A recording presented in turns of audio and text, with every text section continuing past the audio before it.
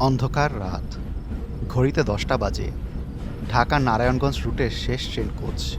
ঝকঝক শব্দে ট্রেন ছুটে চলেছে, কিন্তু পুরো বগিটা একদম নির্জন। সিটে বসে আছে এক যুবক। হঠাৎ একটা শীতল বাতাস যুবকটি অনুভব করল কেউ একজন ঠিক তার পাশের সিটে এসে বসেছে। সে অবাক হয়ে তাকিয়ে দেখল, পরনে সাদা পোশাক এক লোক, মুখটা ফ্যাকাশে, চোখ দুটো যেন অতল গহ্বরে। যুবকটি কিছু বলার আগেই লোকটি ফিসফিসিয়ে বলে উঠল, আমিও বাড়ি ফিরতে চাই, কিন্তু ওরা আমাকে যেতে দেয় না। ভয়ে যুবকের গায়ের লোম খাড়া হয়ে গেল। সে একটু ইতস্ত হয়ে জিজ্ঞাসা করল, কে? পরক্ষণেই ট্রেনের বগির ভেতরের লাইটটা দপ করে নিভে গেল। এক মুহূর্তের জন্য অন্ধকার। লাইটটা জ্বলে উঠতেই যুবক দেখল তার পাশটা একদম ফাঁকা, আশেপাশে কেউ নেই, যেন কেউ কখনোই ছিল না এখানে। যুবকটি বেশ ভয় পেয়ে যায়।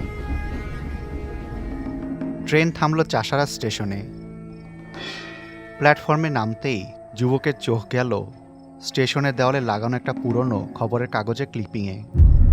সেখানে সেই লোকটির ছবি। হেডলাইন বলছে, ঠিক 10 বছর আগে আজকের রাতেই ট্রেনের শেষ কোচে রহস্যজনক মৃত্যু হয় এক লোকের।